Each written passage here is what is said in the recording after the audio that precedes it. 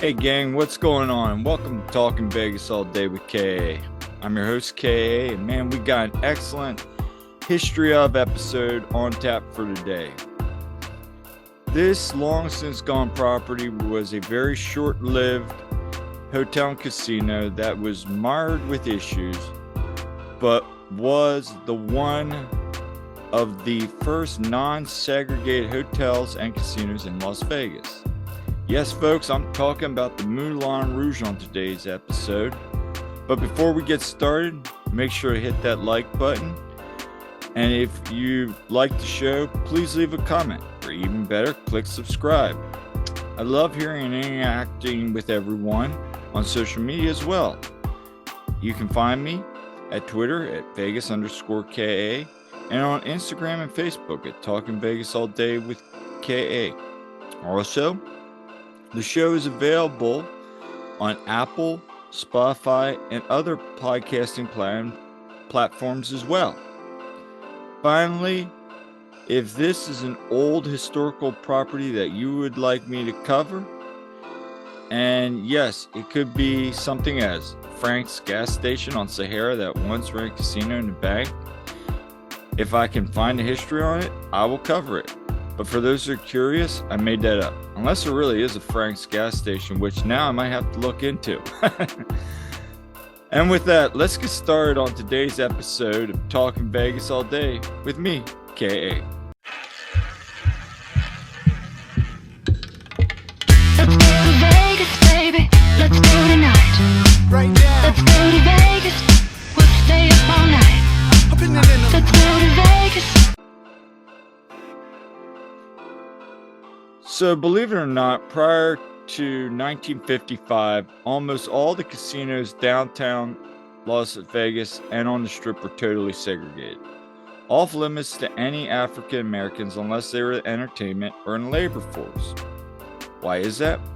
Well, long story short, African Americans were not permitted to stay, play, and intermingle with staff.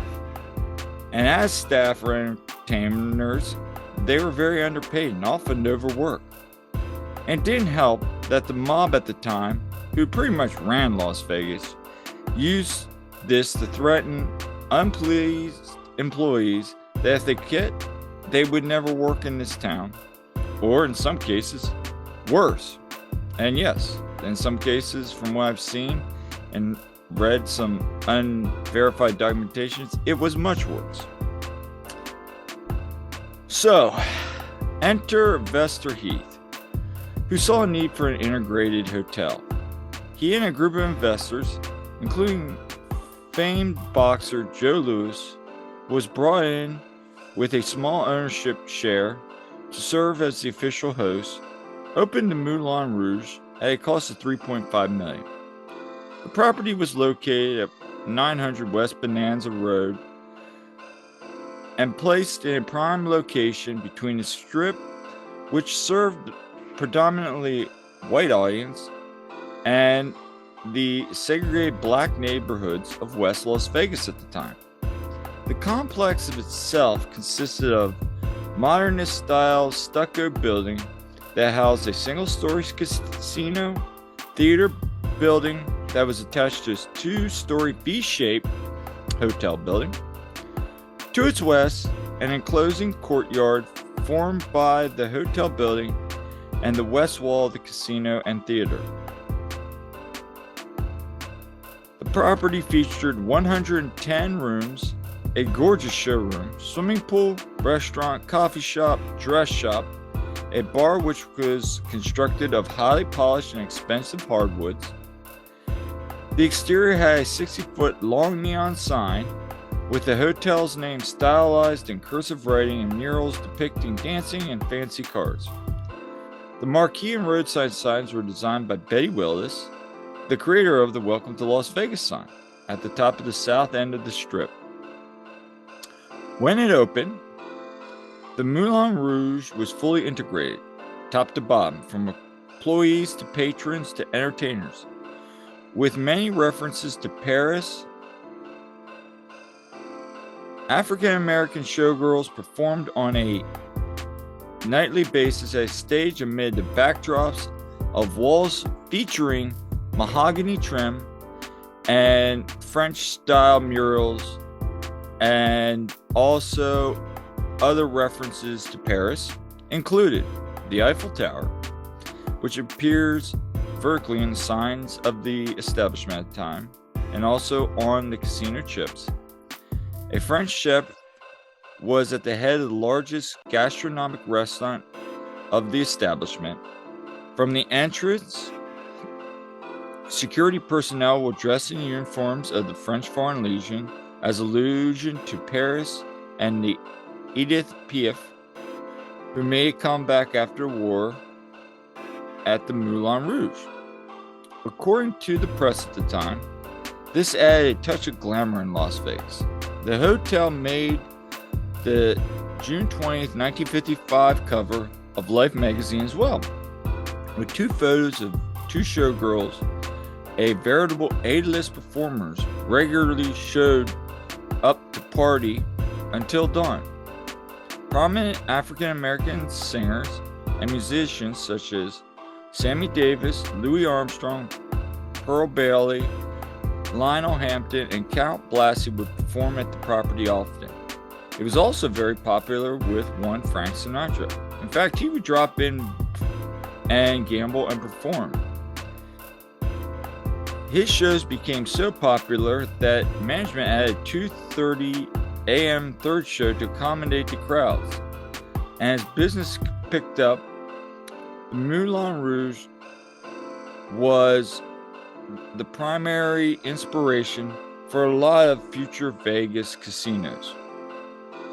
When the casino opened, Clarence Robertson produced the floor show, which concluded with the Tropican Can, inspired by French Can. The original was created in the 19th century to the Moulin Rouge, Paris.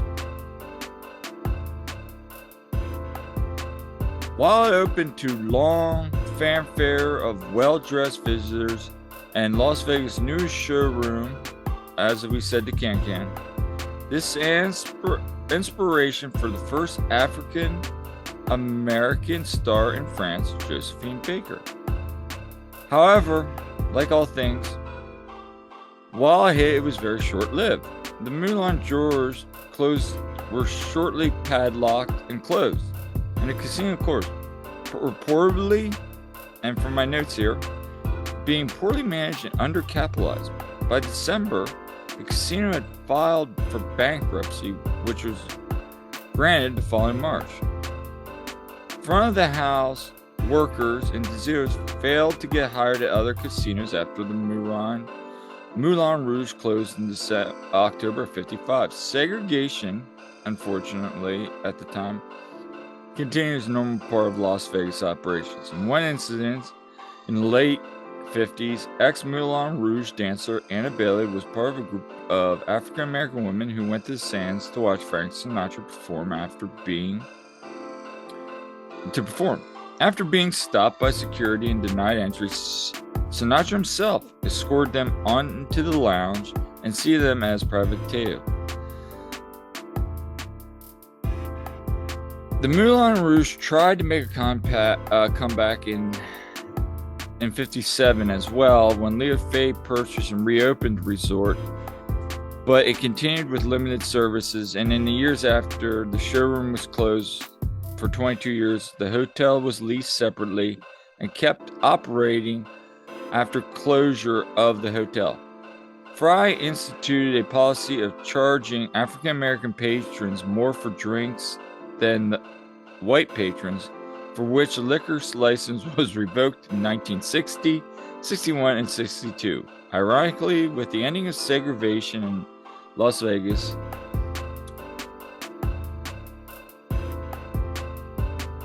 agreements of the West Side business and the Moulin Rouge itself suffered as well,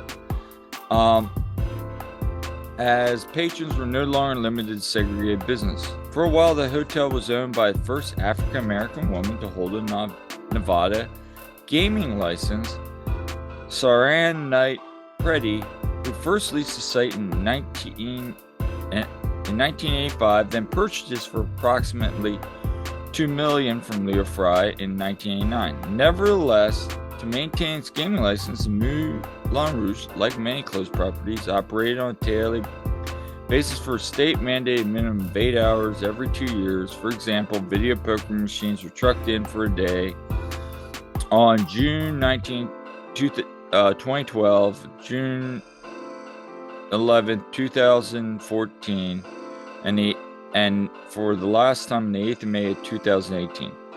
Other limited operations include the hotel being used for public housing, apartments and complex, and souvenir retail. Going back a little bit, in 1992, the property was listed as on the Las Vegas Historic Properties Registry and on the National Registry of Historic Places as a symbol of expanding civil rights and the movement of Las Vegas, civil rights movement, and of a monument of Las Vegas's past. By January 2004, it saw the Moulin Rouge sold again for $12 million to the Moulin Rouge Development Corporation. The stylized Moulin Rouge marquee sign was turned back on, and a $200 million renovation of the site was announced, but never was completed, unfortunately. The site was rezoned to allow for 2 on-site towers, which were going to be 1,727 hotel room and 72,000 square foot casino, along with space for restaurants, bars, office, retail. Meaning, basically, guys, it's going to be a full mega resort. The 2 planet towers would have reached 200 and 420 feet. Multi-tone red curtain walls. Instead, developers went bankrupt. Surprise. Like, that doesn't happen enough. In 2008, and a receiver was appointed for the property. By February 2009, the following year, the structures were decided to be teared down as public nuisance. There was a fire on May 6th that caused significant damage to the hotel lobby, but nothing remained untouched. By the end, citing numerous concerns by the city of safety of the structure, instead of demolishing what was left of the hotel, which had seemed to catch fire every now and then, the city instead demolished the stone exterior pillars and facade, and also destroyed was a landmark tower that stood over the west side as a symbol to the residents.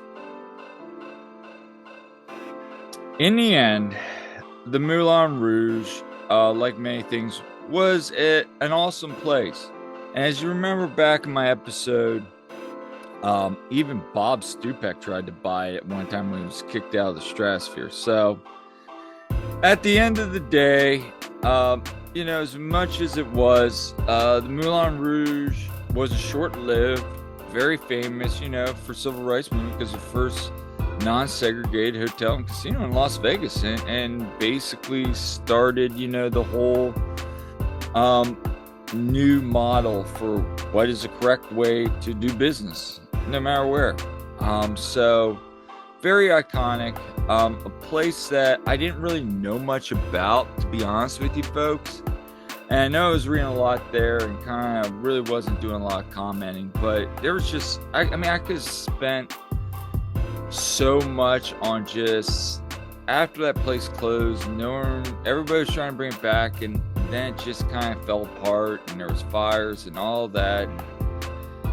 It's sad to see it go.